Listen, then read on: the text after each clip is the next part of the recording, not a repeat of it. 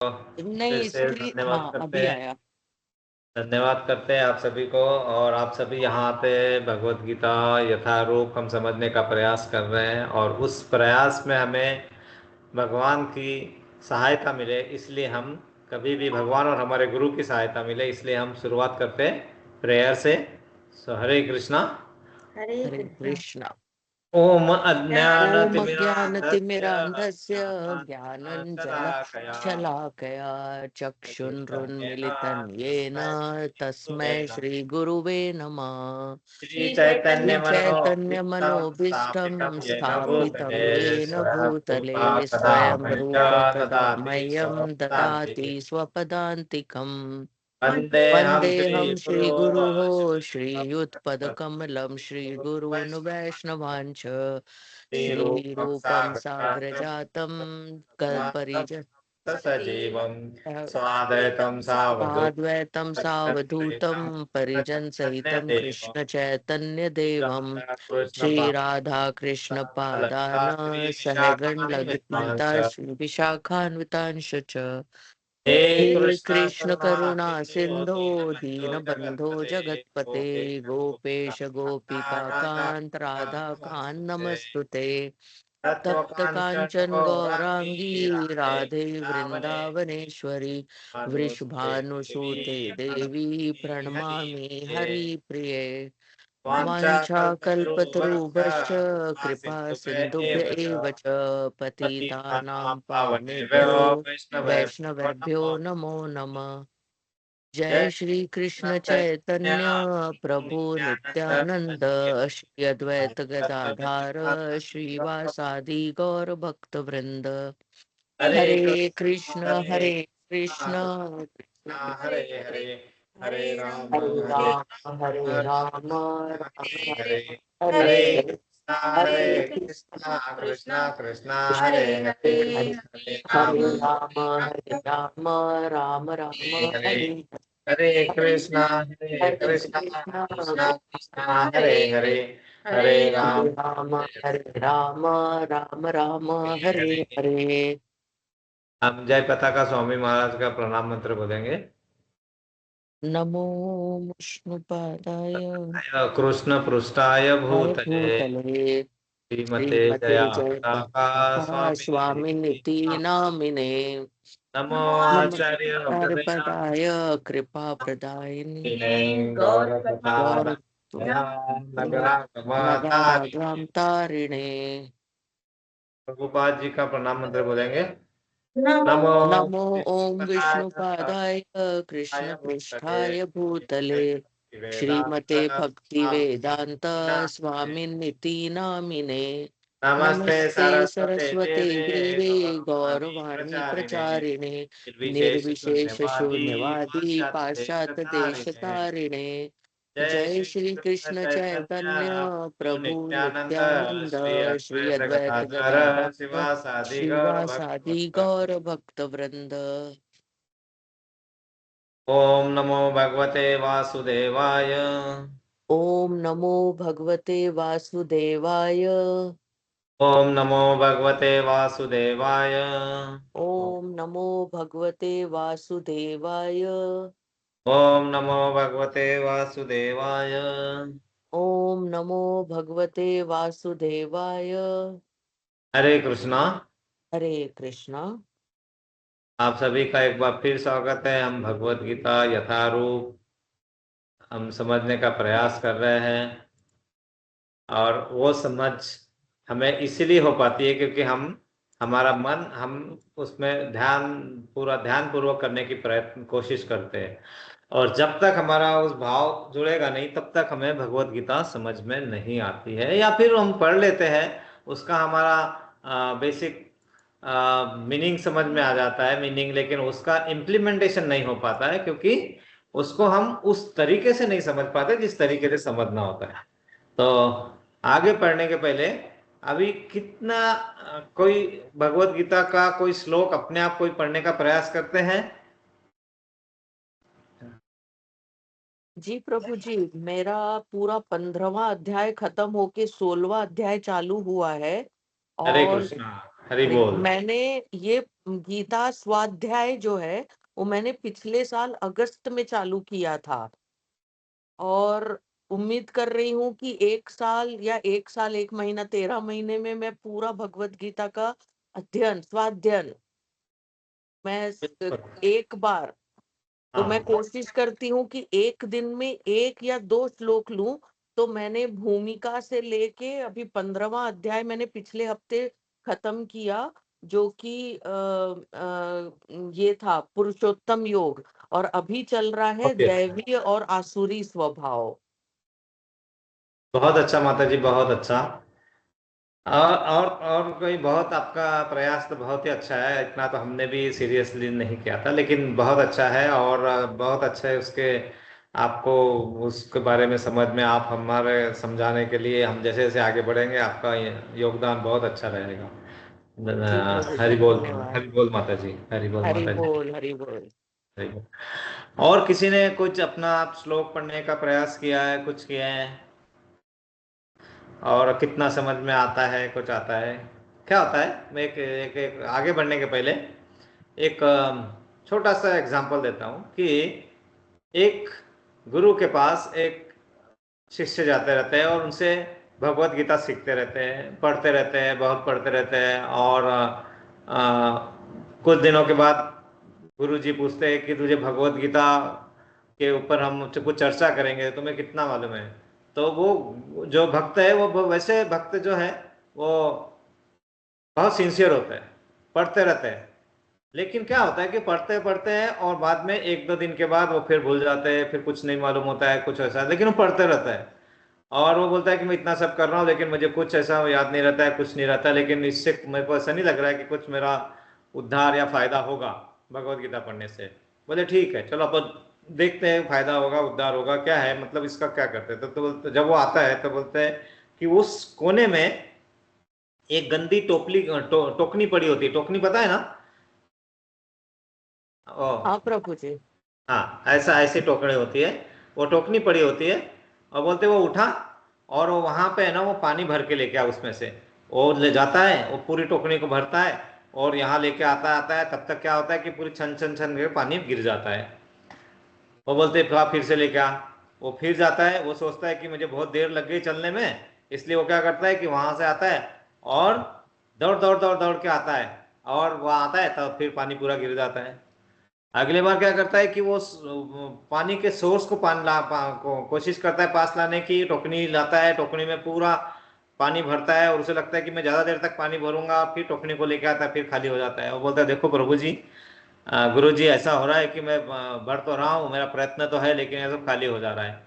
और यही मेरा भगवत गीता के साथ भी हो रहा है, मैं जब उसे पढ़ रहा हूँ और ये कर रहा हूँ, लेकिन वो खाली हो जा रहा है। तो वो बोलते देखो, छन्नी में तुमने ये टोकरी में पानी भरा, पानी भर भर के लाया, कितने बार प्रयास किया, अपने प्रयास निरंतर चालू रखे।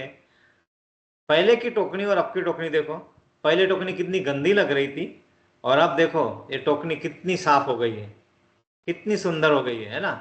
तो यही होता है भगवत गीता में, कि हमें ऐसा जरूरी नहीं है कि हमें याद ही रहे और वो सब है, हमें समझ में आ भी जाता है, इम्प्लीमेंट करने में टाइम लगेगा, लेकिन इसके लिए प्रयास छोड़ना या उससे दुख होना या उसको कम कर देना प्रयासों को, या प्रयास ही नहीं करना, ये सब चीजें हमारे अपराधों में आती है ना? तो उसको छोटा छोटा प्रयास करने का, छोटा छोटा समझेगा ना समझेगा, लेकिन हमारी शुद्धता हो जाएगी। इतना तो भगवान और गुरु जी ने हमें बताया है कि आपकी शुद्धता तो हो जाएगी।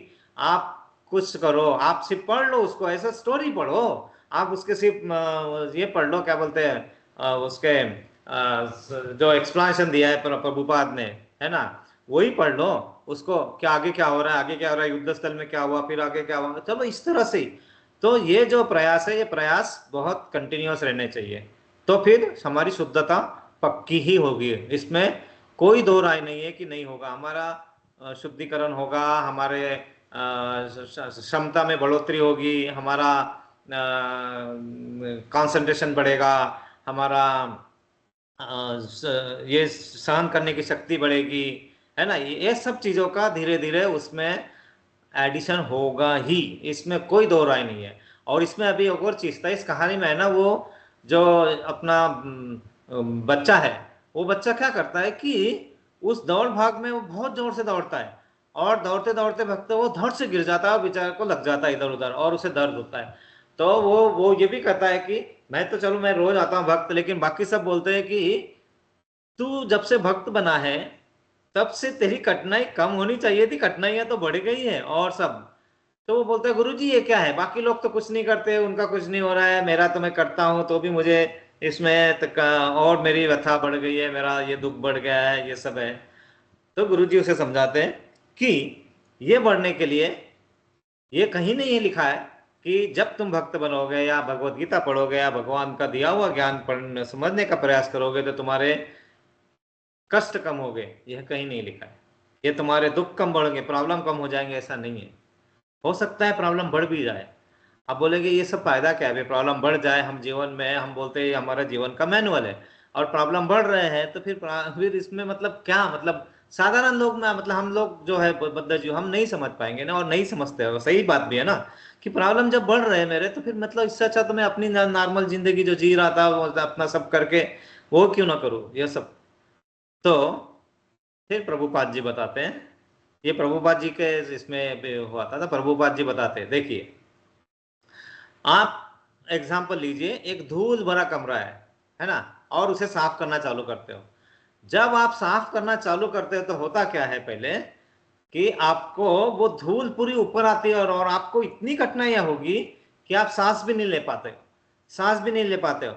और फिर उसमें अगर क्या करोगे आप, वो उतना वैसे ही छोड़ के निकल जाओगे तो गंदगी वैसे की वैसे ही रह जाएगी। जबकि लगातार अगर आप प्रयास करोगे और फिर आधे एक घंटे के बाद होता है कि धूल धीरे धीरे कम होगी, नीचे बैठेगी थोड़ा, और फिर आपको क्लैरिटी आएगी और फिर वो कमरा भी साफ होना शुरू होगा। यही है हमारे साथ होता है, क्योंकि हमारा हृदय जो है उसमें इतनी मलिनता भरी है, और इसी जीवन की नहीं है, ये लाखों करोड़ों वर्षों से जो हमारे चले आ रहा है उसमें सब काम क्रोध लोभ मद मत्सर सब भरा हुआ है, कूट कूट के भरा हुआ है ना ये सब। और क्या होता है कि ये सब जब भरा हुआ है तो वो सब उसके कारण क्या होता है कि हम वो जो गंदगी है वो हो ही नहीं पाती साफ, और इसलिए फिर हमारा क्या होता है कि कुछ और हम ले नहीं पाते। तो यही चीज है, हमें निरंतर साफ करते रहना पड़ता है। उसके बाद में उन्होंने बोला कि सर मुझे गुस्सा आता था और जब से मैंने भगवत गीता पढ़ना चालू किया मेरा गुस्सा डबल ट्रिपल हो गया अभी तो ये क्या हुआ, फिर अगर साफ हो रहा है तो फिर होगा। बिल्कुल सही कहा प्रभुपाद जी, कहते हैं कि गुस्सा जो अंदर था तुम्हारे, जब तुमने भगवत गीता पढ़ना चालू किया तो गुस्सा ऊपर बढ़ के तुम्हारे सतह पे आया।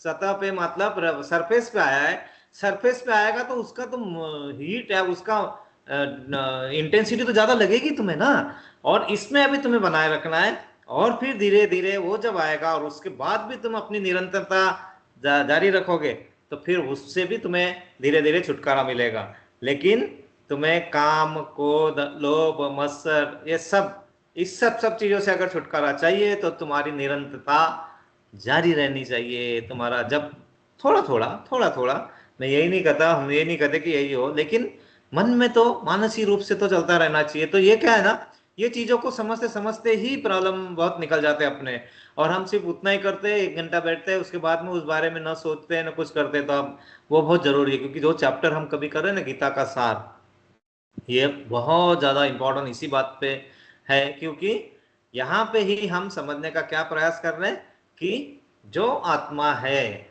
जो अमर रहती है और जो हमें दिखता है शरीर, और शरीर में रूप होते रहते हैं, उसी तरह आत्मा चेंज नहीं होती है, वो समझ में आता है। फिर ना उसको न काट सकते हैं, न जला सकते हैं, न सुखा सकते हैं, न डुबा सकते हैं। फिर वो एक शरीर से दूसरे शरीर में जैसे कपड़े जीर्ण हो जाते हैं उसी तरह से वो एक शरीर से दूसरे शरीर में प्रवेश करती है।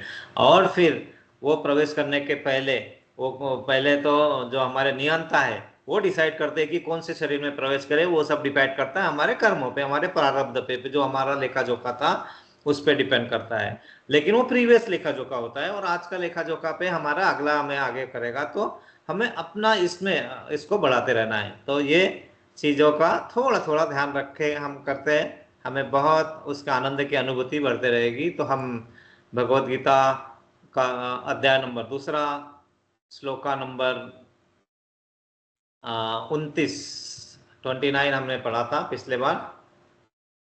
ओके, श्लोका नंबर, इसका अर्थ था कोई नहीं, हमने ये नहीं पढ़ा था, हमने 28वां पढ़ा था, श्लोका नंबर 28, 28।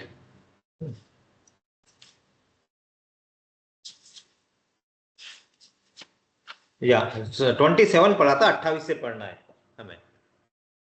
तो 27 नंबर श्लोका जो था वो, उसमें हमने देखा था कि सारे जीव प्रारब्ध से अव्यक्त रहते हैं, मध्य अवस्था में व्यक्त होते हैं। ओ सॉरी, 27 पढ़ा था। या जिसने जन्म लिया है उसकी मृत्यु निश्चित है, और मृत्यु के पश्चात पुनर्जन्म भी निश्चित है।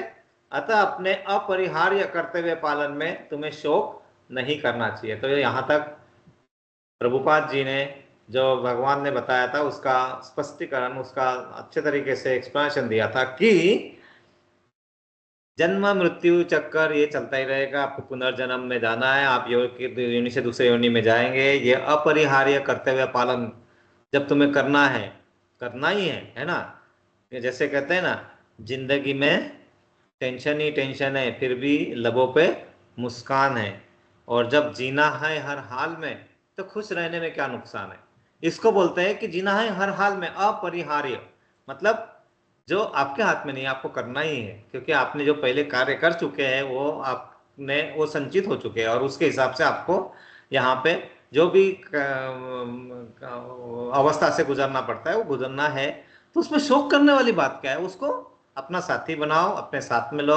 और अगर आप आत्मा को मतलब आध्यात्मिक दृष्टिकोण से नहीं समझ रहे, भौतिक दृष्टिकोण से भी समझ रहे हैं, तो भी शोक करने की क्या जरूरत है। तो वो अर्जुन को यही बता रहे हैं कि किसी भी अवस्था में आपको शोक करना नहीं चाहिए। शोक से ज्यादा क्या होगा, आपकी जो आज की स्थिति है और खराब होगी, और आप में भय निर्माण होगा, और आप कुछ गलतियां करोगे, और झूठ बोलोगे, और कुछ व्यसन लोगे, और कुछ करोगे। तो शोक करना नहीं है, यहाँ तक भगवान ने हमें समझाया था। हम आगे का श्लोक अभी पढ़ते हैं, वह है श्लोका नंबर 28। श्लोका नंबर 28 जो हमारे सामने है। सभी को स्क्रीन नजर आ रही है? जी प्रभु जी। जी प्रभु जी। हरे कृष्णा। सो श्लोका नंबर 28 है, अव्यक्तादीनि भूतानि व्यक्तमज्ञानि भारत, अव्यक्त निधानान्येव तत्र का परिवेदना। हरे कृष्णा। माता जी आप कोई पढ़ेंगे इसको? जी प्रभु जी, पढ़ते हैं। अव्यक्तादीनि भूतानि व्यक्त मध्यानि भारत, अव्यक्त निधनान्येव तत्र का परिदेवना। हरि बोल। हरि बोल। हरे कृष्णा। और कोई पढ़ेगा? पढ़ने का प्रयास करना है हमें। मैं पढ़ूं? यस यस माता जी, बिल्कुल। हरे कृष्ण। हरे कृष्ण। अव्यक्तादीनि भूतानि व्यक्त मध्यानि भारत, अव्यक्त निधनान्येव तत्र का परिदेवना। हरि बोल। हरे कृष्ण। माता जी आप इसका शब्दांश पढ़ना जारी रख सकते हैं यहाँ से? मैं पढ़ूं? हाँ यस माता जी। अच्छा ओके। हरि बोल। श्री कृष्ण। अव्यक्त आदिनि प्रारंभ में अप्रकट, भूतानि सारे प्राणी, व्यक्त प्रकट, मध्यानि मध्य में, भारत हे भरतवंशी, अव्यक्त अप्रकट, निधनानि विनाश होने पर, एव इस तरह से, तत्र अतः का क्या परिदेवना शोक। हरि बोल। हरे बोल। हरे कृष्णा। हरे कृष्ण। इसका अर्थ भी पढ़ लीजिए माता जी। हाँ आज आप पूरा पढ़े लेंगे। हाँ हाँ जी। सारे जीव प्रारंभ में अव्यक्त रहते हैं, मध्य अवस्था में व्यक्त होते हैं, और विनष्ट होने पर पुनः अव्यक्त हो जाते हैं। अतः शोक करने की क्या आवश्यकता है? यह स्वीकार कर। जय शिला प्रभुपाद। यहाँ जब हम प्रपोर्ट बोलते हैं ना, तात्पर्य, तो तात्पर्य जय शिला प्रभुपाद, इसलिए क्योंकि उन्होंने जो किया उसको हम धन्यवाद बोलते हैं। तो जय शिला प्रभुपाद। जय शिला प्रभुपाद। अभी आगे का पढ़ूं? हाँ यस। हाँ। यह स्वीकार करते हुए कि दो प्रकार के दार्शनिक है, एक तो वे जो आत्मा के अस्तित्व को मानते हैं, और दूसरे वे जो आत्मा के अस्तित्व को नहीं मानते। कहा जा सकता है कि किसी भी दशा में शोक करने का कोई कारण नहीं है। आत्मा के अस्तित्व को न मानने वालों को वेदांतवादी नास्तिक कहते हैं। यदि हम तर्क के लिए इस नास्तिकतावादी सिद्धांत को मान भी ले तो भी शोक करने का कोई कारण नहीं है। आत्मा के पृथक अस्तित्व से भिन्न सारे भौतिक तत्व सृष्टि के पूर्व अदृश्य रहते हैं। इस अदृश्य रहने की सूक्ष्म अवस्था से ही दृश्य अवस्था आती है।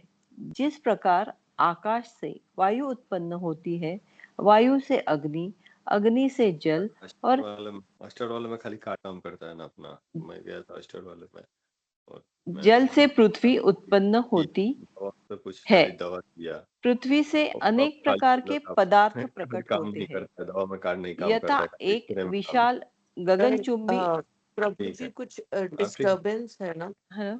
एक मिनट में देख लेता हूँ। इनको म्यूट कर दीजिए।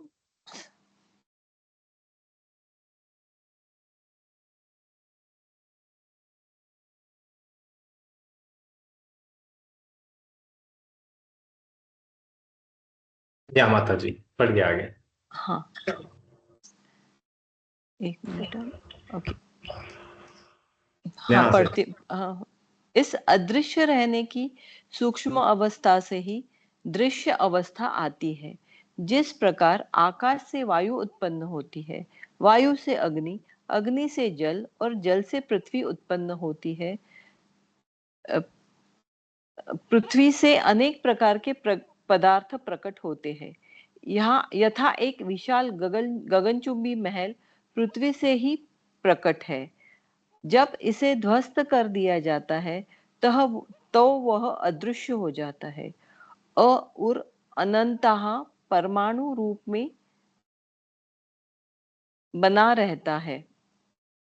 शक्ति संरक्षण का नियम बना रहता है, किंतु कालक्रम से वस्तुएं प्रकट तथा अप्रकट होती रहती है। अंतर इतना ही है। अतः प्रकट होने व्यक्त या अप्रकट अव्यक्त होने पर शोक करने का कोई कारण नहीं है। यहाँ तक कि अप्रकट अवस्था में भी वस्तुएं समाप्त नहीं होती। प्रारंभिक तथा अंतिम दोनों अवस्था में ही सारे तत्व अप्रकट रहते हैं, केवल मध्य में वे प्रकट होते हैं और इस तरह इससे कोई वास्तविक अंतर नहीं पड़ता। यदि हम भगवत गीता के इस वैदिक निष्कर्ष को मानते हैं कि भौतिक शरीर काल चक्र में नाशवान है, अंतवंत इमे देहाः, किंतु आत्मा शाश्वत है, नित्य स्योक्ताः शरीरिणः, तो हमें यह सदा स्मरण रखना होगा कि यह शरीर वस्त्र परिधान के समान है। अतः वस्त्र परिवर्तन होने पर शोक क्यों? शाश्वत आत्मा की तुलना में भी भौतिक शरीर का कोई यथार्थ अस्तित्व नहीं होता। यह स्वप्न के समान है। स्वप्न में हम आकाश में उड़ते या रजा की भांति रथ पर आरूढ़ हो सकते हैं, किंतु जागने पर देखते हैं न तो हम आकाश में हैं न रथ पर। वैदिक ज्ञान आत्म साक्षात्कार को भौतिक शरीर के अनस्तित्व के आधार पर प्रोत्साहन देता है। अतः चाहे हम आत्मा के अस्तित्व को माने या न माने, शरीर नाश के लिए शोक करने का कोई कारण नहीं है। हरि कृष्ण प्रभु। बहुत अच्छा पढ़ा माता जी आपने, बहुत शांति से। हम लोग तो बहुत भाग के पढ़ लेते। बहुत अच्छा पढ़ा आपने। धन्यवाद। हाँ, सो यहाँ पे आप भगवान एन केन जेन प्रकारे, मतलब किसी भी प्रकार से आपको हर तरीके से ये समझाने का अपने को प्रयास कर रहे हैं कि आत्मा को किस तरह से समझा जाए, उसके स्वरूप को किस तरह से समझा जाए और उसको अपने जीवन में किस तरह से ला के अपने दुखों का जो इंटेंसिटी है, जो तीव्रता है, उसको कैसे कम किया जाए, उसको कैसे क्या हमारे मन में होना चाहिए। तो यहाँ पे सब बता रहे हैं कि बहुत ही अच्छे तरीके से कि हर चीज को 3 स्टेजेस में है। मतलब उसका शुरुआती, उसका मध्याह्न और उसका अंत। तो उन्होंने बहुत सिंपल एग्जांपल दिया है कि अगर हम इस दुनिया में आने के पहले है, आए नहीं है, और जैसे हमारे माता पिता ने हमें देखा नहीं है, इसका मतलब ऐसा नहीं था कि हम वहां पे नहीं थे। यहाँ पे तो पहले भी वो थे, लेकिन वो अदृश्य होता है। और जब वो उसको प्रकट कर, कुछ शरीर रूप इसमें जब दिखते हैं तो हमें लगता है कि हाँ अब ये यहाँ पे है। और वो जब हमारे सामने से वहां से निकल जाते हैं तो हम बोलते हैं फिर से अदृश्य हो जाता है। क्यों? क्योंकि हमारे जो सेंसेस है वो लिमिटेड है। हम जितना ही देख सकते हैं जो सामने दिखने लायक है, मतलब ऐसा जो एकदम आए साइट पे है, हम उतना ही सुन सकते हैं जितने कानों की क्षमता है। अब मेरे पीछे का मैं नहीं देख सकता हूँ, लेकिन इसका मतलब ऐसा नहीं कि पीछे सोफा नहीं है, सोफा है अभी भी पीछे रखा हुआ है ना, लेकिन मैं नहीं देख पा रहा हूँ, है ना। वैसा ही अभी मैं ये नहीं सुन पा रहा हूँ कि वहां पे जाके दूसरे रूम में कोई दूसरे फोन पे क्या बात कर रहा है। इसका मतलब ऐसा नहीं है कि फोन पे बातें नहीं हो रही है, फोन पे बातें तभी भी हो रही है।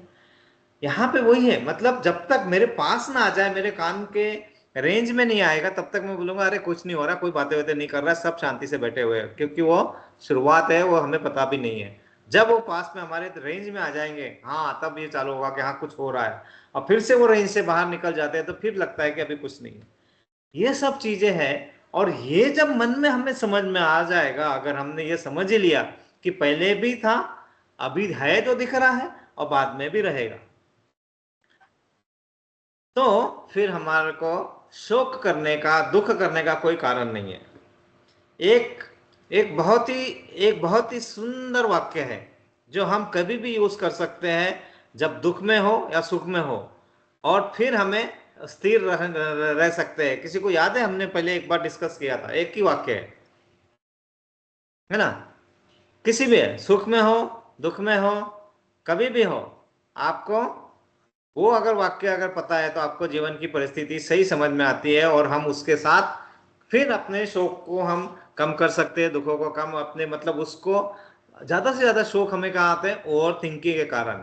ये हुआ तो वैसा होगा, फिर इससे ये होगा, फिर से ये हुआ तो, अगर ये नहीं कर पाए तो, ये अगर ऐसा कर लिया तो, ये सब इफ एंड बट्स कर लिया तो, कर लूंगा तो, अगर ऐसा होता तो, ये सब ओवर थिंकिंग के प्रॉब्लम्स है हमारे। हम क्योंकि वस्तुस्थिति को जो सामने है उसको उससे ज्यादा और एनालाइज करके उसको आगे और बढ़ाने की कोशिश करते हैं, भगवान नहीं बता रहे। तो वो वाक्य जो है, वो वाक्य है, ये जो है, ये भी समय निकल जाएगा, बस ये जो समय है ये निकल जाएगा। ये वाक्य जरा अपने मन में हमारा फिट है, और हम बहुत दुख वाली परिस्थिति में है, तो हमें अपने आप को बताना है कि ये जो समय है निकल जाएगा। तो क्या होगा कि हमारा दुख जो है वो हमें समझ में आ जाएगा कि हमें इस दुख में, इस शोक की घड़ी में इतना ज्यादा भी दुख नहीं करना चाहिए कि हमारी परिस्थिति इतनी खराब हो जाए कि हम और कुछ कर ना पाए, है ना। वही होता है उसमें। और जब हम खुश होते हैं तो भी समझ में आना चाहिए कि ये भी समय निकल ही जाएगा, है ना। तो मतलब हर समय वो खुशी में बहुत सारे निर्णय, बहुत सारे खुशियों में फटाफट निर्णय न लेके करें, और वो भी ना हो। नहीं तो हमें पता है, रेमंड कंपनी के मालिक को पता है, उन्होंने अब खुशी में आके अपने बेटों को पूरी की पूरी धन दौलत करोड़ों की, अरबों की दे दी। अब उनके पास रहने के लिए घर भी नहीं है। तो ज्यादा खुशी में भी ज्यादा बहुत खुश होके बहुत सारे चीजों को हमें नहीं करना है, और दुख में भी बहुत ज्यादा नहीं जाना है। तो ये समय निकल जाएगा, ये समय आया, ये निकलेगा, यही है। क्योंकि पहले अदृश्य था, अब सामने दिख रहा है, फिर से अदृश्य हो जाएगा, वो हमारे कारण है। लेकिन वो कभी भी ऐसा नहीं होता, वो व्यक्त अप्रकट, प्रकट और अप्रकट, इस सब चीजों में हमें कुछ नहीं करना है। हमारे सामने जब आए उसका आनंद लो, फिर छोड़ दो ना उसके बाद में उसका। तो वही चीज भगवान समझा रहे हैं कि सिंपल है। यहाँ पे जैसे जैसे बताया कि वायु, आकाश से वायु उत्पन्न होती है, वायु से अग्नि, अग्नि से जल, जल से पृथ्वी, ऐसे ही। और पृथ्वी पे भी बहुत सारे महल, बड़े बड़े महल बनेंगे। बनने के पहले कुछ नहीं दिखा, बन गया तो बहुत सुंदर महल दिखा, उद्ध्वस्त हो गया फिर कुछ नहीं है, यही चीज। और ये चीज है सिंपल, लेकिन में रखते नहीं है। और क्या करते हैं हम? उस हर चीज को, अप्रकट को प्रकट करने में लगे पड़े रहते हैं। हमारा जो देखा हुआ सपना है, हम सपने को देखते हैं कि हमारे सामने हो, है ना। तो सपना वो नहीं है जो बंद आंखों से देखा जाता है। एपीजे अब्दुल कलाम ने बताया है कि सपना वो है जो सपना आने के बाद आपकी नींद उड़ जाए, वो सपना है, और उसको फॉलो करना है ना। तो यहाँ पे भगवान भी यही कहते हैं कि आप सपने देखते हैं जिस तरह से, तो आँख खुलने के बाद वो सब गायब हो जाते हैं और हम उसी में लगे रहते हैं कि अरे काश यही सब हो जाता। तो वो सबको आपको देखने को देते हैं, क्योंकि जो है वो ही बहुत अच्छा है ना। तो यहाँ पे वही चीज, यहाँ पे पूरे इसमें सब अलग अलग एग्जाम्पल देके हमें बताइए। तो हमें समझना है कि हर चीज का अप्रकट फिर प्रकट और अप्रकट ये अवस्थाएं रहेगी। इसलिए प्रकट अवस्था में आपको ज्यादा ना तो बहुत खुश होने की जरूरत है, ना बहुत दुख होने की जरूरत है। इसीलिए किसी भी अवस्था में आपको शोक करने का कोई कारण नहीं है, ये बार बार भगवान समझा रहे हैं। इसीलिए हमें भी अपने आप को समझाना है कि शोक में ज्यादा नहीं डूबना है। अपना जो आई है परिस्थिति वो निकलेगी, और नहीं निकल पा रहे, हम नहीं निकल पा रहे उससे, तो भगवान नाम लेके आप भगवान के इसमें रहेंगे। मतलब जब आप मन से बुलाते हैं तो भगवान आते हैं, है ना, आते हैं और ये भी करते हैं। और सही बताता हूँ, ये सब बहुत तरीके से होता है, बहुत बहुत अलग अलग तरीके से उदाहरण हमारे सामने आते रहेंगे। तो हमें सिर्फ भाव रख के अपने कार्य को आगे बढ़ाना है, और ये मन में नहीं लाना है कि ये सब चीजें मैं ही कर सकता हूँ, मुझे ही सॉल्व करना है, मैं नहीं कर पा रहा हूँ। ये सब चीजों उसको अपने आप में मत लाइए। हम क्या कर पा रहे हैं, हम कर रहे हैं, अपना जो बेस्ट दे रहे हैं, और मन से और अच्छे तरीके से भाव से दे रहे हैं, दैट इज इनफ। भगवान वही बताए, है ना। तो यहाँ पे क्या लिखा है, शाश्वत आत्मा की तुलना भौतिक शरीर का कोई यथार्थ अस्तित्व नहीं होता, वो स्वप्न के समान है। तो ऐसा ही स्वप्न के समान, एक स्वप्न है अपने को अच्छा तो वो मिला हुआ है, उसको अच्छे से जीना है, लेकिन वही स्वप्न दिखे अच्छे से। इसीलिए हमें प्रयत्न भी उसी तरह से करना है। नहीं तो कैसा है ना कि एक 2 लाइन का शेर है, एक शेर मतलब जो वो लायन वाला शेर नहीं, शेर ऐसा है कि पूरी उम्र गालिब अपने लगे हुए कांच की धूल साफ करता रहा, सामने लगे हुए कांच की धूल साफ करता रहा, लेकिन अंत तक वो समझ ही नहीं पाया कि धूल उस कांच पे नहीं, धूल उसके आईने पे लगी हुई है, उसके चश्मे पे लगी हुई है। तो क्या कर रहा था कि उसको कुछ सामने दिख ही नहीं रहा है, तो वो सामने खिड़की पे जो कांच लगा है, वो कांच को बहुत रगड़ रगड़ के साफ किए जा रहा है, साफ किए जा रहा है, उसे दिखता ही नहीं है, साफ दिखता ही नहीं है। लेकिन वो ये देख ही नहीं पाता है कि धूल तो एक्चुअली उसके चश्मे पे लगी हुई है। और यही हमारे साथ होता है, धूल हमारे यहाँ लगी हुई है और हम वो देख नहीं पाते क्योंकि आवरण चढ़ा हुआ है ना। तो सिर्फ वो देखने का प्रयास अगर हम कर लेंगे तो वो भी देख लेंगे कि आप अगर नहीं कर सकते तो बोलिए ना, भगवान हमारी धूल साफ नहीं हो रही, मुझसे करो।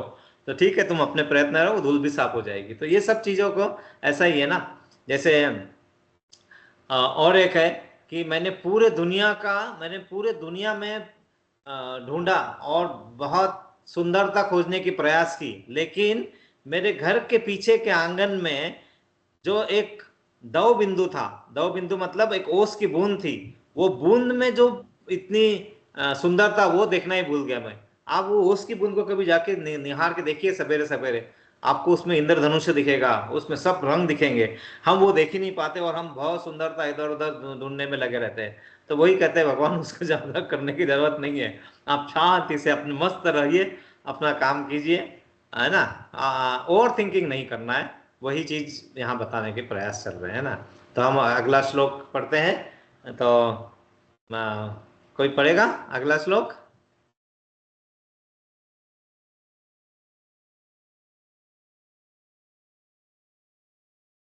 या मैं पढ़ना चालू कर देता हूं। आश्चर्यवत पश्यति कच्छिदेन आश्चर्यवत् ददति तथैव चान्यः आश्चर्यवच्चन्न नमन्य शृणोति श्रुत्वाप्यन्न वेद च वेदन चैव कश्चित्। हाँ पढ़ो। आश्चर्यवपश्यति कश्चिदेन माश्चर्यवद्वदति तथैव चान्य आश्चर्यवच्च न मन्य शृणोति श्रुत्वात्तेन वेद न चैव कश्चित्। हरि बोल। और कोई पढ़ेगा? जी प्रभु जी, पढ़ लेती हूँ। पढ़ ले। आश्चर्यवत् पश्यति कश्चिदेनमाश्चर्यवदति तथैव चान्यः आश्चर्यवनेन मनः शृणोति श्रुत्वाप्येन वेद न चैव कश्चित्। हरि बोल। हरि बोल, हरे कृष्ण। शब्दार्थ पढ़िए। हाँ, तू पढ़ दे। वाचो। हाँ, पढ़ो। आश्चर्यवत आश्चर्य की तरह, पश्यति देखता है, कश्चित कोई, एनम इस आत्मा को, आश्चर्यवत आश्चर्य की तरह, वदति कहता है, तथा जिस प्रकार, एवं निश्चय ही, च भी अन्य दूसरा, आश्चर्यवत आश्चर्य से, च और एनम इस आत्मा को, अन्य दूसरा, शुनोति सुनता है, श्रुत्वा सुनकर, अपि भी, एनम इस आत्मा को, वेद जानता है, न कभी नहीं, च तथा, एवं निश्चय ही, कश्चित कोई। इसका अर्थ है, कोई आत्मा को आश्चर्य से देखता है, कोई इसे आश्चर्य की तरह बताता है, तथा कोई इसे आश्चर्य की तरह सुनता है, किंतु कोई कोई इसके विषय में सुनकर भी कुछ नहीं समझ पाते। तात्पर्य, जय शिला प्रभुपाद। जय शिला प्रभुपाद। चूंकि गीतोपनिषद उपनिषदों के सिद्धांत पर आधारित है, अतः कठोपनिषद में पहला स्कंद, दूसरा अध्याय, 7वां श्लोक, इस श्लोक का होना कोई आश्चर्यजनक नहीं है। श्रवणयापि बहुर्वीर्यो न लभ्य शृण्वन्तोऽपि बहवोऽयं न विद्युः आश्चर्यवक्ता कुशलोस्य लब्धा आश्चर्यस्य ज्ञाता कुशलानुशिष्टः।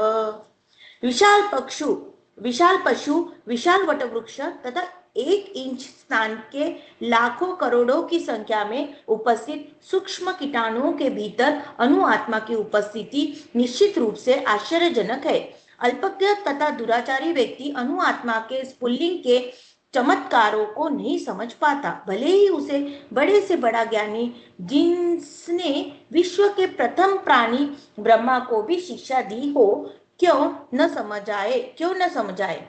वस्तुओं के स्थूल भौतिक बोध के कारण इस युग के अधिकांश व्यक्ति इसकी कल्पना नहीं कर सकते कि इतना सूक्ष्म कण किस प्रकार इतना विराट तथा इतना लघु बन सकता है। अतः लोग आत्मा को उसकी संरचना या उसके विवरण के आधार पर ही आश्चर्य से देखते हैं। इंद्रिय तृप्ति की बातों में फंसकर लोग भौतिक शक्ति माया से इस तरह मोहित होते हैं कि उसके पास आत्मज्ञान को समझने का अवसर ही नहीं रहता।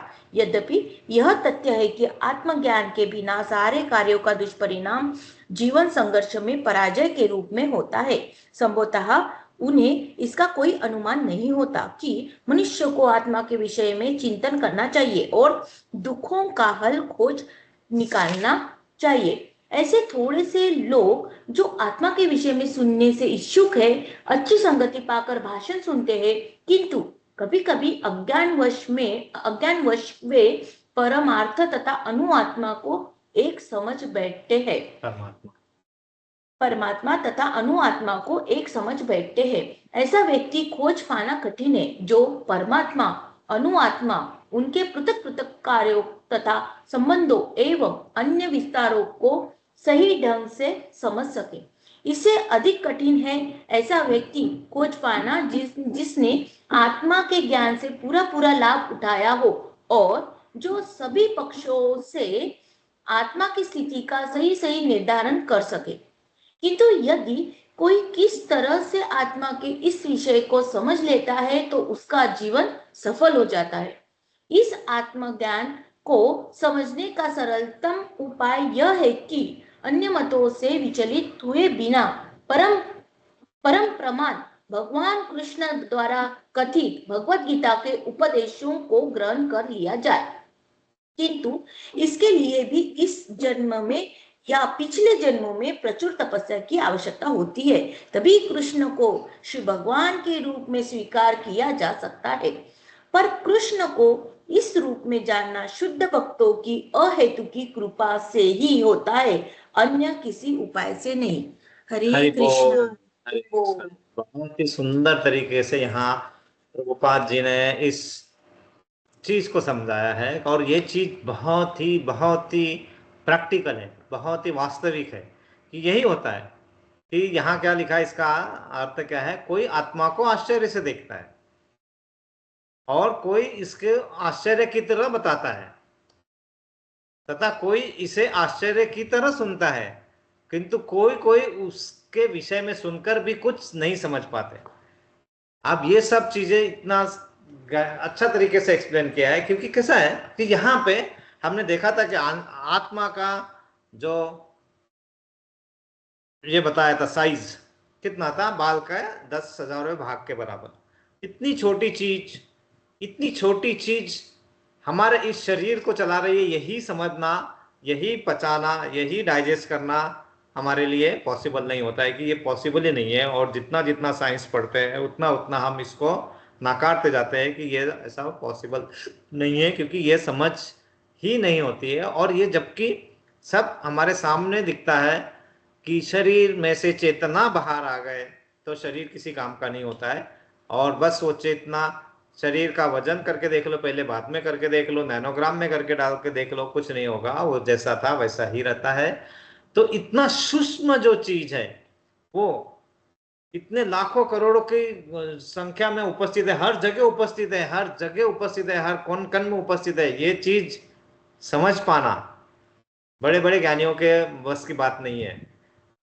ये तभी समझ पाते हैं जब हम उसको मन से, भाव से उस पर श्रद्धा रख के, और वो चीज का ज्ञान जब लेते हैं हम, जैसे भगवत गीता के बारे में जब हम पढ़ रहे हैं, अध्ययन कर रहे हैं और उसको समझने का प्रयास कर रहे हैं, और जब भगवान वो सब चीज को अलग अलग तरीके से बता रहे हैं, तो उसको जब हम जो समझ पाते हैं और उसमें धीरे धीरे अपने आप को इन्वॉल्व करते हैं, तो फिर हमारी आगे बढ़ने की जो राह है वो सुकर हो जाती है, सरल होते जाती है। ये यहाँ पे भगवान समझाने का प्रयास कर रहे हैं। इन्होंने क्या बताया कि इतना लघु कण, इतना छोटा सूक्ष्म कण इतना बड़ा कैसे हो सकता है, और इतना छोटा भी कैसे हो सकता है कि बाल से भी 1010 गुना। ये प्रश्न ही हमारे लिए एक बड़ा प्रश्न बना रहता है। और इसीलिए क्या करते हैं कि अरे है ये सब हमारे समझ में नहीं आ रहा, तो जो हमें दिखाया जाता है ना, हम वही देखते हैं और उसी को फॉलो करते हैं। और उसी लिए हम क्या करते हैं कि सब इंद्रिय तृप्ति में हम फंसते रहते हैं।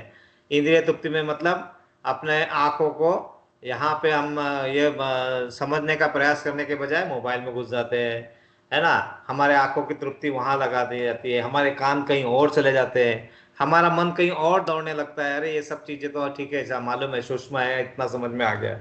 नहीं, समझने से नहीं होगा, सिर्फ उसको मन में, उसको एक जगह बनानी पड़ती है मन में, उसको जगह बनने।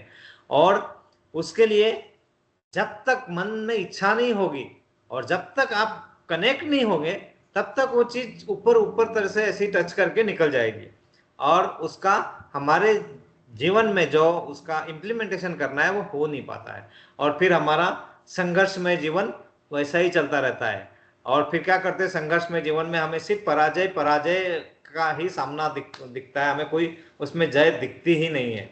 जबकि जय आती रहती है, लेकिन हमारी अपेक्षा कुछ और होती है और वो नहीं आती है, इसलिए हम उसको पराजय के रूप में कर लेते हैं।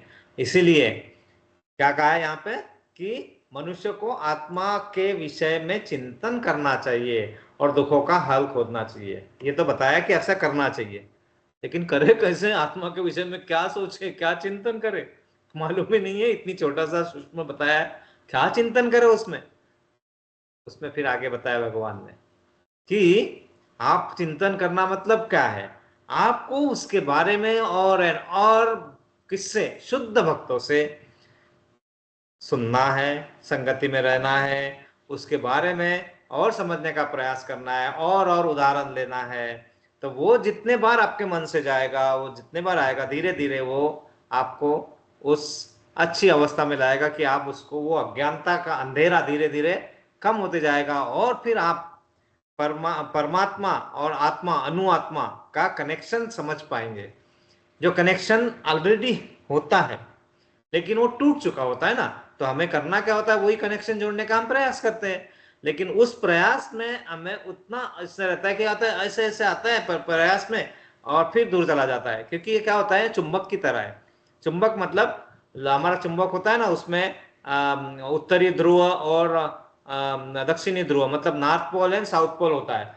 जब नॉर्थ एंड साउथ पोल सामने आते हैं तो अटैच हो जाते हैं, अट्रैक्ट हो जाते हैं। लेकिन यहाँ पे क्या है, साउथ पोल मतलब दक्षिणी ध्रुव या उत्तरी ध्रुव उत्तर ध्रुव को हम लाने का प्रयास कर रहे हैं। तो आप करो ना कोशिश, आप इधर से 1000 घोड़े लाख हाथी लगा दो, एक साइड से दूसरे साइड से लगा दो, तो क्या होगा, ऐसे ऐसे ऐसे ऐसे जैसे पास आएगा वो और हिलेगा और दूर जाने का प्रयास करेगा, क्योंकि वो फोर्स ऑफ रिपल्शन होता है उसमें वो पास आ ही नहीं सकता है। यही चीज तो होती है। हम जितना जितना समझने का प्रयास करते हैं तो माया जगत से उतना उतना प्रतिकार शक्ति और बढ़ती है। और उस इसमें हमें निरंतर प्रयास रखने से क्या होता है कि जब आपके प्रयास निरंतर रहते हैं तो अगर ये दोनों समान, नॉर्थ पोल साउथ पोल भी आप कनेक्ट करने का प्रयास करते हैं, तो उसको कनेक्ट करने के लिए जब आपके प्रयास निरंतर रहते हैं तो फिर आपको परमात्मा रूपी शक्ति उसमें एक बूंद फेविकॉल का डाल देती है और वो चिपक जाएगा। तो वो डालने तक आपको रुकना है, आपके प्रयास जारी रहने हैं। नहीं तो कर दिया, अरे हो गया, हट ये सब कुछ नहीं फायदा है, उससे अच्छा तो इसको रहने दो साइड में, अपन अपना और करते हैं, ठीक है। तो फिर उसमें क्या होता है, हम जन्म मृत्यु जरा व्याधि के चक्कर में अटके ही रहते हैं। और फिर हम क्या करते हैं, फिर बाबा बुआ जो बताते हैं, व्हाट्सएप वाले बाबा आते हैं, फेसबुक वाले बाबा आते हैं, वो सब हमें बताते हैं कि ऐसा करने से ये होगा, कृष्ण ने वो कहा था कि ना था, नहीं पता होता है। कौन से अध्याय में कहा है पूछो उनको, कौन से श्लोक में कहा है कुछ नहीं पता है, लेकिन ऐसा कहा है वो बताया जाता है। हम वो सुनते हैं, वो हमें आसान लगता है, हम उसे ले लेते हैं और फिर बोलते हैं ऐसा हो ही नहीं सकता है कि हम परमात्मा के अंश, हम एक ही पार्ट है, ऐसा नहीं होगा, नहीं तो हमारे इतने दुख होते क्यों होते, हम इतने कठिनाई में होते क्यों होते। हम भी सोचते हैं हाँ परमात्मा और आत्मा अलग अलग है, यहाँ पे लिखा है ना पृथक पृथक, उनके पृथक पृथक कार्यों तथा संबंध और अन्य विस्तारों को सही ढंग से समझ सके, ऐसा व्यक्ति खोज पाना बहुत कठिन है। पृथक पृथक मतलब अलग अलग, मतलब उनके अलग अलग कार्य और अलग अलग कार्य होने के बाद भी उनके संबंध एक है, ऐसे को विस्तार रूप से सही ढंग से समझ पाना बहुत कठिन है और ऐसा व्यक्ति मिलना कठिन होता है, ठीक है। लेकिन इसका मतलब ऐसा नहीं कि प्रयास नहीं करना है ना। कस्तूरी मूर्ख, वो कस्तूरी की खोज में कहाँ कहाँ कितना ढूंढता है, आखिरी में कस्तूरी लेके ही वो अपने तो ये करता है, लेकिन उसे ये नहीं पता होता कि कस्तूरी उसके नाभि में ही छुपी हुई है। नाभि नाभि नाभि हाँ नाभि में, उसके नाभि में ही छुपी होती है और वो इधर उधर भागता रहता है, उधर उधर भागता रहता है। हमारे साथ भी ऐसा ही है ना। सारा समुंदर मेरे प्यास है, मेरे पास है, एक बूंद पानी मेरी प्यास है ना। क्योंकि हम वो समुद्र का ही पानी पीना चाहते हैं, हम उसका शुद्धिकरण करना ही नहीं चाहते। तो वो पानी कैसे पियोगे, नमक का पानी। तो वो शुद्धिकरण का प्रयास जब नहीं करेंगे तो वो क्या होगा, धूल जैसी पड़ी है ना वैसी ही पड़ी रहती है। और इसको कोई कठिन काम नहीं है ये, लेकिन इसमें निरंतरता चाहिए, तो बड़े रेगुलरिटी चाहिए। करना है मतलब करना है, थोड़ा थोड़ा थोड़ा थोड़ा करते रहो करते रहो करते रहो करते रहो। ए वतन की रेत एड़िया मुझे यहीं रगड़ने दे, मुझे मालूम है पानी यहीं से निकलेगा। मतलब रेगिस्तान में खड़े होके रेत है आपके नीचे और आप क्या बोल रहे हैं, वतन की रेत पे एड़िया मुझे रगड़ने दे, मुझे मालूम है पानी यहीं से निकलेगा। वो होना चाहिए विश्वास की एरिया, रगड़ रगड़ के पानी वहीं से निकलेगा। तो वो प्रयासों को जब आप अपने को सही दिशा में रखते हैं, और सही दिशा में नहीं रख पाते हैं क्योंकि यहाँ पे कैसा, ऐसा व्यक्ति खोजना कठिन है। और ऐसा व्यक्ति खोज पाना जिसने आत्मा के ज्ञान से पूरा पूरा लाभ उठाया है और वो सभी पक्षों से आत्मा की स्थिति का सही से ही निर्धारण कर सके, ऐसा खोज पाना तो उससे भी ज्यादा कठिन है ना। किंतु यदि कोई किसी तरह से आत्मा के विषय को समझ लेता है तो उसका जीवन सफल हो जाता है। ये बताया दूसरे इसमें, पहले इसमें क्या बताया था कि ऐसा हमें मनुष्य को आत्मा के विषय में समझना, चिंतन करना चाहिए और दुखों का हल खोज निकलना चाहिए, ये बताया, ठीक है। लेकिन कैसे, फिर उसने वैसे व्यक्ति की तलाश करना है, वैसा ढूंढना है, वैसा करना है, और वो जो आत्मा को समझ ले, अपने आचरण में ला पाए और सही सही निर्धारण कर सके, ये करना है। फिर भी हमारा क्वेश्चन का आंसर नहीं मिलता। फिर आखिरी में भगवान कैसे बता रहे कि इस आत्मज्ञान को समझने का सरलतम उपाय, अब सबसे सरल उपाय बता दिया अभी, बस अभी नहीं कर पा रहे ना, तुम सब अपने प्रयत्नों से विफल हो गया ना, गिव अप हो गया, आप सरल उपाय देखिए, अन्यों के मतों से विचलित ना हो। यही होता है, हमें बोलते अरे आगे मत बढ़, अभी अभी बिल्ली रास्ता काट के गई है, बस उसने बताया हमारे मन में भर गया, फिर भी हमारा मन वहीं जाएगा, है ना। क्योंकि हम अपने मतों से प्रभावित नहीं होते, क्योंकि अपने मत ही नहीं होते। हम दूसरों के मतों से ही प्रभावित होते हैं, विचलित होते हैं। भगवान क्या बोल रहे हैं? अन्य मतों से विचलित हुए बिना परम प्रमाण भगवान कृष्ण द्वारा कथित भगवत गीता के उपदेशों को ग्रहण कर लिया जाए। बस यही यही एक रामबाण उपाय है।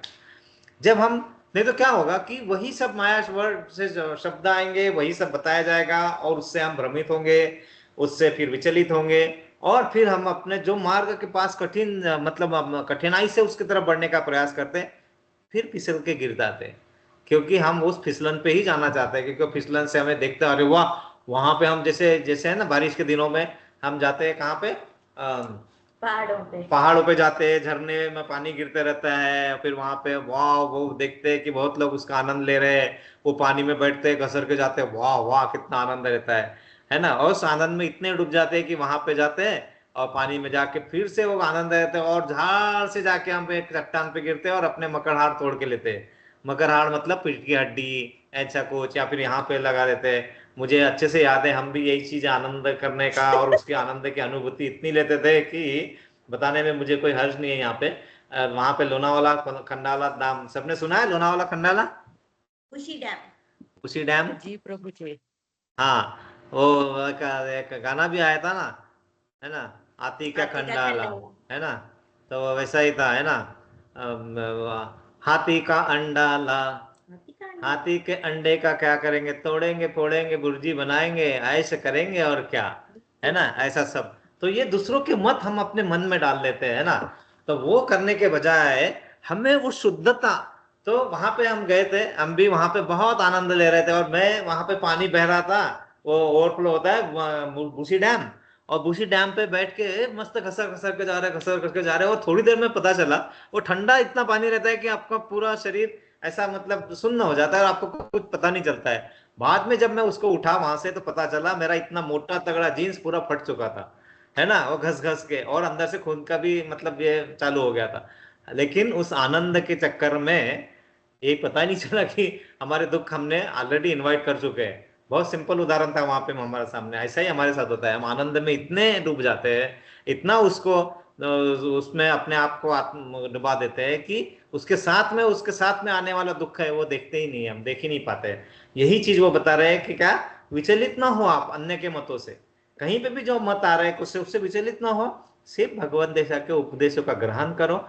और जब हमारे समझ में नहीं आ रहा है, तो तभी श्री कृष्ण को भगवान के रूप में स्वीकार किया जा सकता है। कब?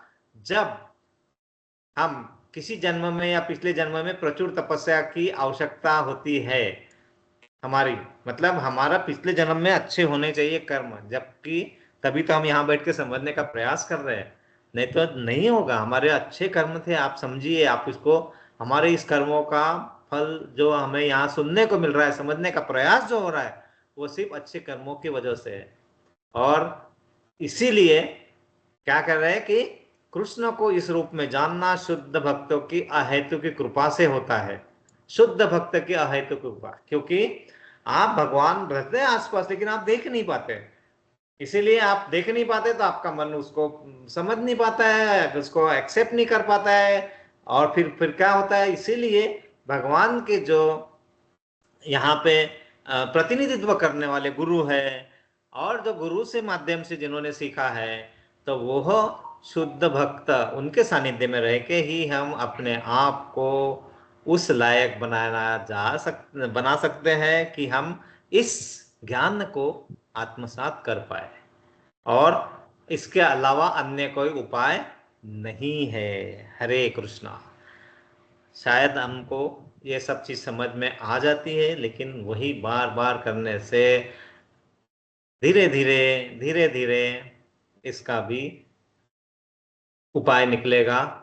और तो यहाँ पे उन्होंने 3 पैराग्राफ में अलग अलग चीजें बताई। तो पहले हल खोजना चाहिए, दुखों का हल खोजना चाहिए, चिंतन करना चाहिए, लेकिन वो चिंतन कैसे करना चाहिए, तो वैसे व्यक्ति को, वैसे चीजों को, वैसे सानिध्य को, वैसे सलाहकारों को शोधना चाहिए। वो नहीं मिल पाते हैं तो फिर क्या करते हैं, दूसरों के मतों से प्रभावित न होके, मतलब विचलित न होके अपने खुद के मत बनाए, लेकिन अपने खुद के मत बनाते वक्त आपका सोर्स जो है वो परफेक्ट हो, सही हो, और सबसे शुद्ध शुद्ध सोर्स जो हमारे पास यहाँ पे है, भगवत गीता, भगवान का गीत, उनके शब्दों में, उनके वाणी में प्रभुपाद जी ने सरल तरल तरीके हमारे पास लाया है, उसको पढ़ो, वहां समझने का प्रयास करो। और वो सब प्रयासों में आखिरी में क्या बताया, ये जानना शुद्ध भक्तों की अहेतु की कृपा से ही होता है।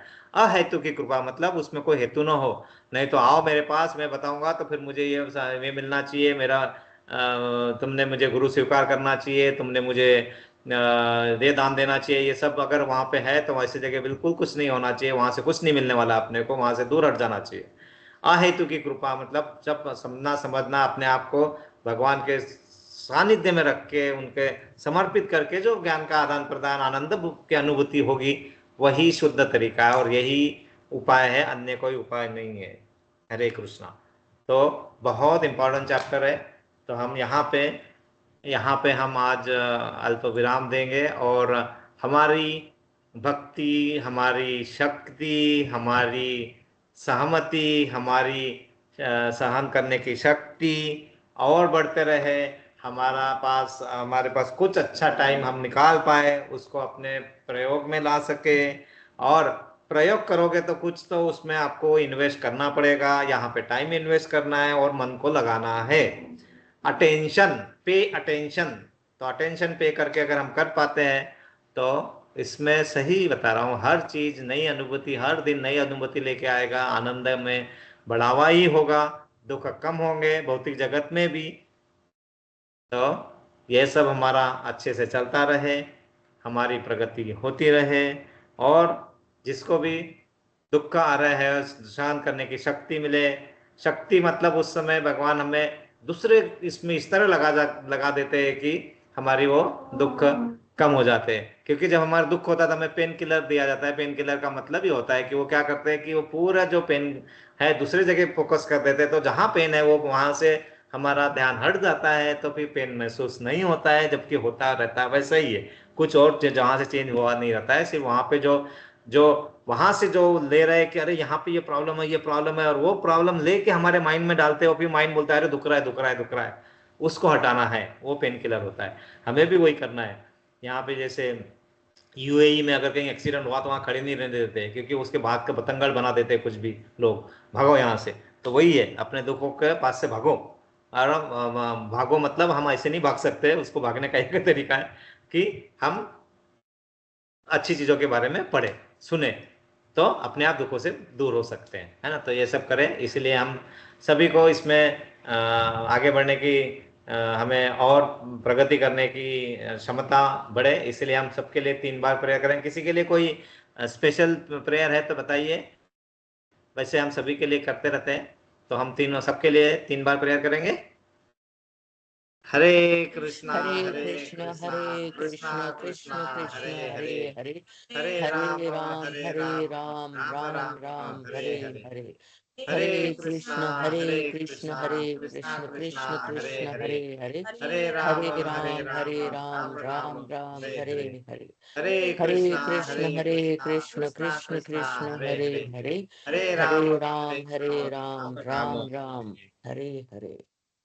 हम प्रभुपाद जी के लिए, जिन्होंने हमारे लिए इतना आसान तरीके से भगवत गीता, भगवान का ज्ञान, भगवान की वाणी को हमारे सामने बहुत सरल तरीके से प्रस्तुत किया है, इसीलिए हम प्रभुपाद जी के लिए 3 बार प्रेयर करेंगे।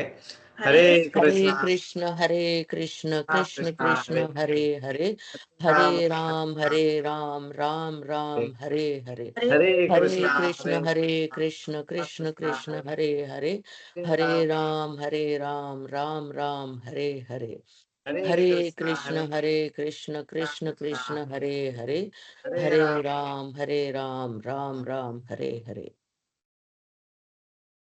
तो एक बार आप सभी का फिर धन्यवाद करते हैं, आप सभी आते हैं, हम यहाँ पे भगवत गीता, भगवान का ज्ञान अर्पित करते हैं, इसीलिए आप सभी का धन्यवाद करते हैं। और प्रेयर करते हैं कि और प्रेयर करने के बाद हम मंत्र को कंप्लीट करते हैं। वांछा कल्पतरुभ्यश्च कृपा सिन्धुभ्य एव च पतितानां पावनेभ्यो वैष्णवेभ्यो नमो नमः। अनंत कोटि वैष्णवंद की जय जय। जय। ग्रंथराज श्री भगवद गीता की जय। जय। प्रभुपाद की जय। गुरुदेव की गुरुदेव की जय। जय। निताई गौर निताई गौर हरि जय। हरि हरि हरि बोल। हरि बोल। सभी एकत्रित भक्तों की जय जयकार हो। हरे हरे कृष्णा। कृष्णा सभी एकत्रित भक्तों की जय जयकार हो। हरे हरे कृष्णा। कृष्णा सभी एकत्रित भक्तों की जय जयकार हो। हरे कृष्णा। हरे कृष्णा। श्री गुरु और श्री गौरांग की जय जयकार हो। हरे। जय जयकार हो। हरे कृष्णा। आप सभी का धन्यवाद एक बार फिर से। और अभी हम